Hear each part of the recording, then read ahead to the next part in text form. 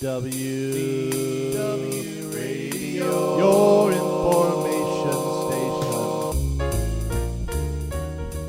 Hello, everybody, and welcome to the WDW Newscast. I am Lou Mongello, author of the Walt Disney World Trivia Books, audio guides to Walt Disney World. I'm also the host of WDW Radio and the publisher of Celebrations Magazine.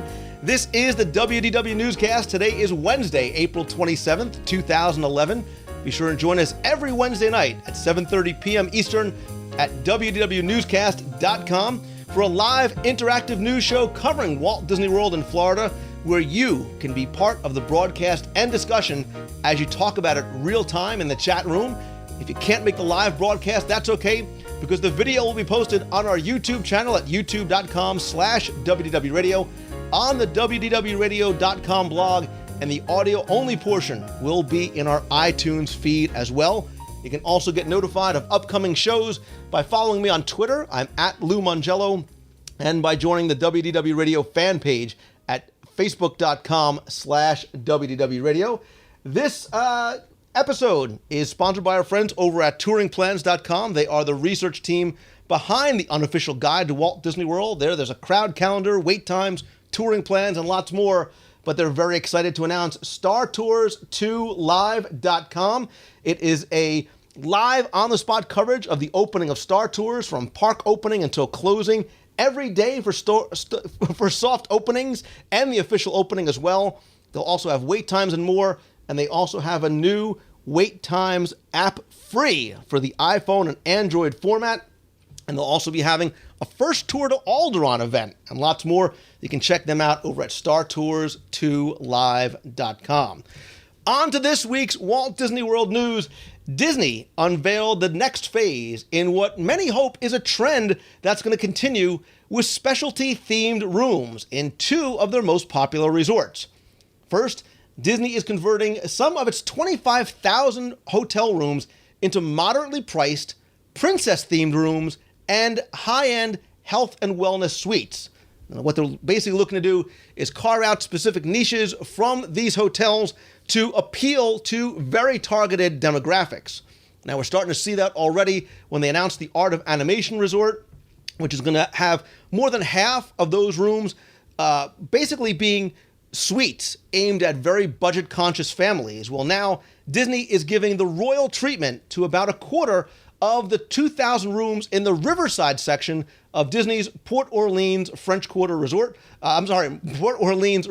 Resort, most likely in the Magnolia Bend section, known as the Royal Rooms. The story behind these rooms is that Princess Tiana from Princess and the Frog, obviously, which took place in New Orleans, invited some of her friends like Belle, Jasmine, and more for a little vacation. And the rooms that the princesses stayed in are the ones that you can stay in with your family as well. As you can see from the artwork here, they include ornate beds with headboards with fiber optic special effects, gold and crystal accents, artwork and mementos left by Tiana and her friends.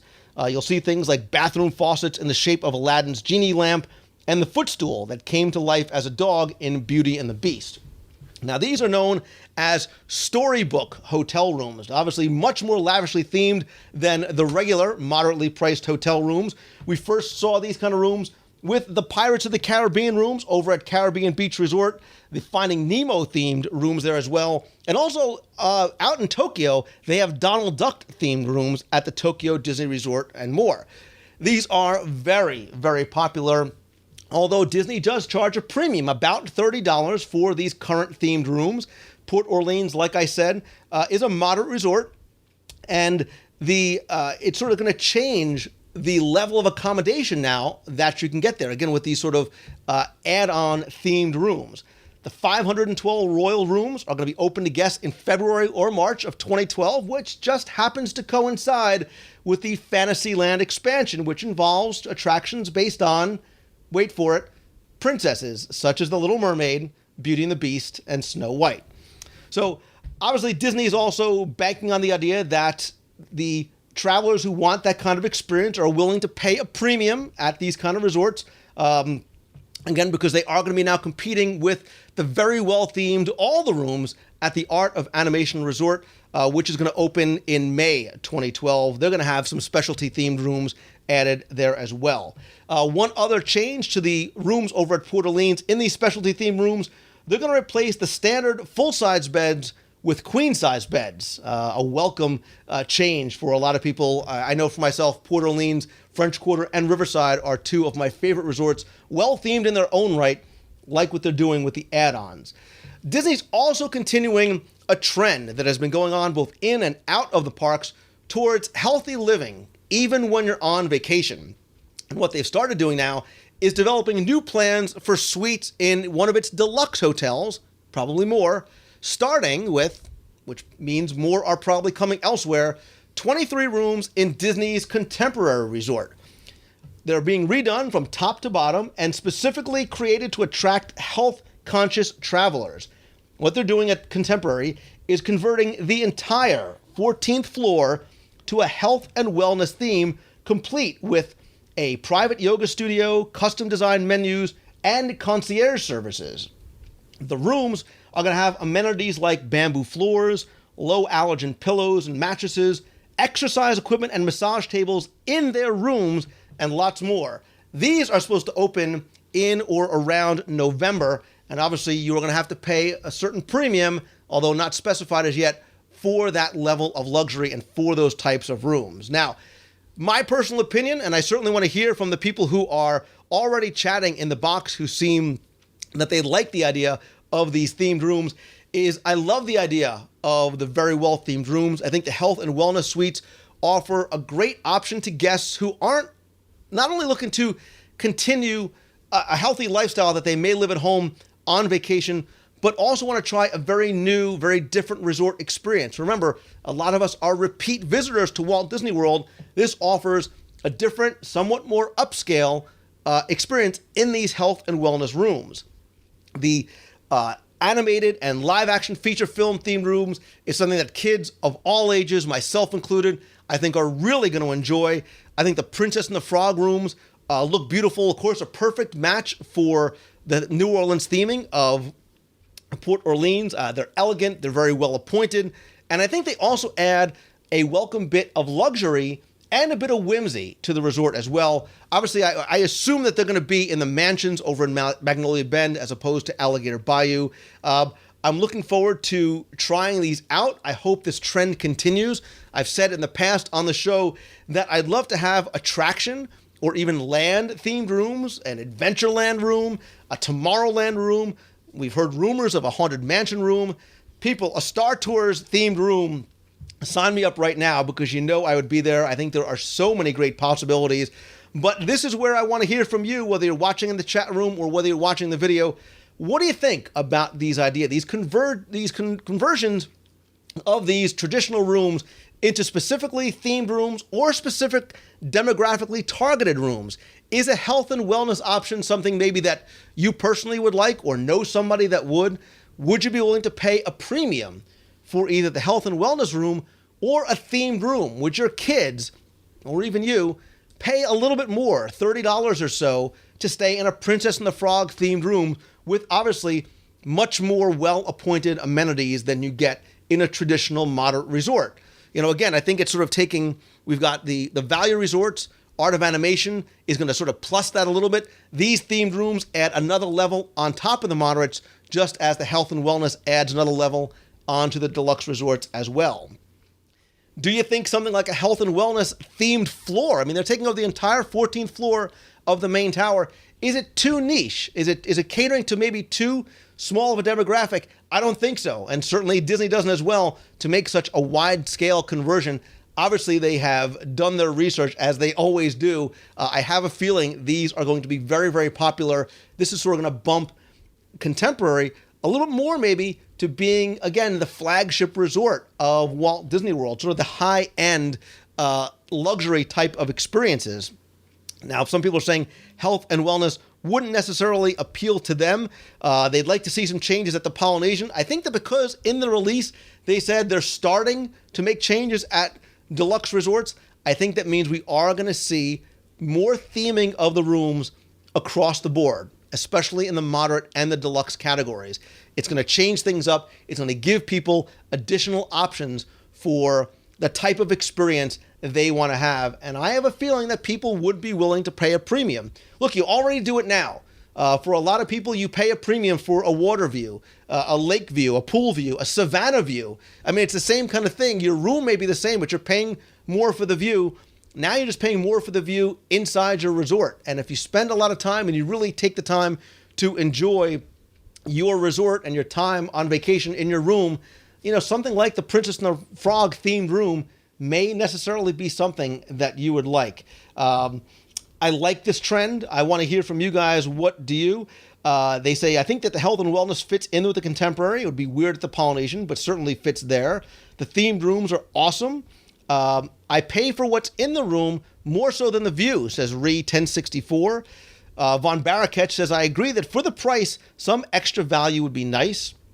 It seems like themed rooms after attractions, characters, films, things from the theme park really seem to be the things that are resonating with people. We've talked in the past about a rumored haunted mansion room. There was some concept art that supposedly had come out in a survey about a haunted mansion themed room. Obviously, Pirates more so tying into the film, but certainly ties directly into the attraction as well. Tigger RPH says, I can definitely see the princess rooms working. The Art of Animation Resort, Big Bad Wolf, can't wait to get reservations for that as well. Again, all those rooms, the entire resort, incredibly well themed. We talked about that probably a couple of months ago. Disney Daddy makes a good point. Disney needs to be careful that they don't overprice themselves. And I think, Chuck, what they're doing is they are doing that. They are once again giving a large range of options. So for the budget-conscious traveler with a large family, Art of Animation, a good portion of those are going to be family suites. Certainly budget-conscious, value-themed, value resort, but still well-themed. But you do also have to cater to the high-end resort guests. Although the economy is tough, there are a lot of guests that still are able and want to have an incredible experience and are willing to pay for it. To some people, Grand Floridian, even Sugarloaf, or some of the rooms there are not the epitome of a luxury experience for them. Things like what they're doing here at the Contemporary offer them a great option. Again, keeping them on property. You've got to appeal to a wide demographic, and the fact that they're appealing to niche demographics as well too, I think is a great move and very interesting. It cannot be affordable for everyone. Nothing is affordable for everyone. But again, I think these are interesting trends that they are going, again, sort of carrying over that healthy trend that they started off with dining options, snack options. Now they're doing it into the resorts as well. So Vipe Man says, I do Disney once a year, only stay in the high-end resorts. So a lot of people are very much in the same boat as you. They go to Disney World once every 1, 2, 3, 5 years that really want a luxury experience. I think that this is what is going to cater to them.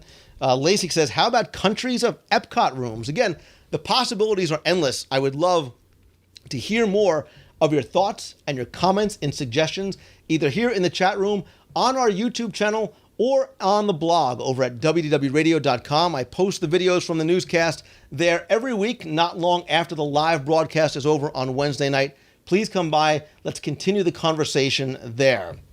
Now, I did say that in addition to tonight's Walt Disney World news, I also had an announcement as well that really is not specific to Disney news, and it's something I wanted to share with you now, something I've been sitting on for a little while.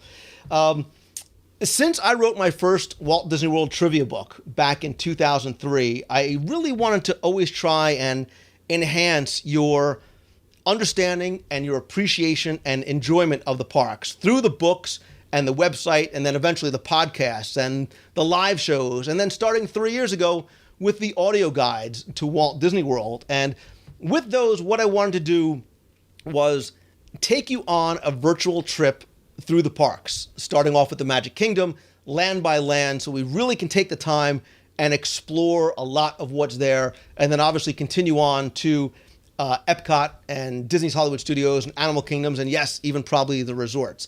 I wanted to let those guides, even more so than the podcast, help you explore some of the hidden details, the overlooked experiences, some of those little hidden treasures that I think are overlooked by a lot of guests. And just like the show, I wanted you to feel when you were listening to the show, or specifically to the audio guides, that we're sitting around a diner table, just kind of talking with friends about Disney. And with the guides, it's a little bit different. I want you to feel as though that we were touring the park together. And, well, now you can, because starting May 1st, I'm going to start offering private tours to families and groups who are looking for a very unique way to experience the Magic Kingdom. And what I'm going to start offering are private 4-hour tours, customized to your group of 1 to 6 people. Your tour is going to be all yours. So if it's just you, if it's one person, it'll be you and I touring the parks. If it's you and the 5 members of your family, it'll be just our small group of 6.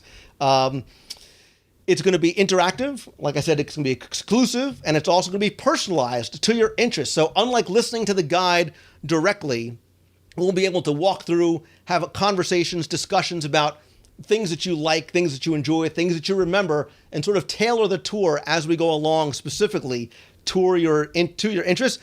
Again, more so than the audio guides, are going to bring out some of those overlooked experiences and those hidden treasures. We want to explore Walt's legacy through the entire park and through stories and some of the little-known facts, and hopefully get you to appreciate the parks more and enjoy your experiences more then and in the future with history and trivia and all that kind of stuff, and really kind of get you a sort of a new way to look at the parks in an educational and an entertaining kind of way. So, because the tour is really focusing on those stories and the history, the time is really going to be spent exploring those areas that typically don't include attractions or meals. But again, since it's a private tour, we can customize it to your interests and what you want to do. There's also going to be an option to extend the tour for an hour or 2, 6 hours max, in case you want to do some meals or some attractions as well. For more information, you can go and visit a new site over at LouMongello.com. You'll see private Disney World tours there. It'll have a lot more frequently asked questions, more information. You can also submit a form if you're interested in booking a tour. It is something I am incredibly excited about. It's something I've been thinking about for a while. I've given a few tours in the past, and this is something that I really wanted to share with you and experience with you firsthand, because of how constrained I've been with the time that I have in the audio guides, and because how much I enjoy that one-on-one interaction with you. And that's why I want to keep the tours small and private and limited to, a very, just to 4 or 6 hours at a time. So, we will talk about the tour some more in the chat beyond this. But again, if you visit LouMongello.com, you can get more information. You can book. You can also email me if you have any specific questions. That is going to do it for this week's WDW Newscast. All I ask is that if you like the show, and I hope that you do, please go out and help spread the word, not only about the newscast, but the new private tours that I'm going to start doing again on or around May 1st, 2011. Thank you for taking the time, for tuning in this and every week, whether you're watching live in the chat room or whether you're watching on the site or YouTube. I am Lou Mongello from WDW Radio. Thanks again. See ya.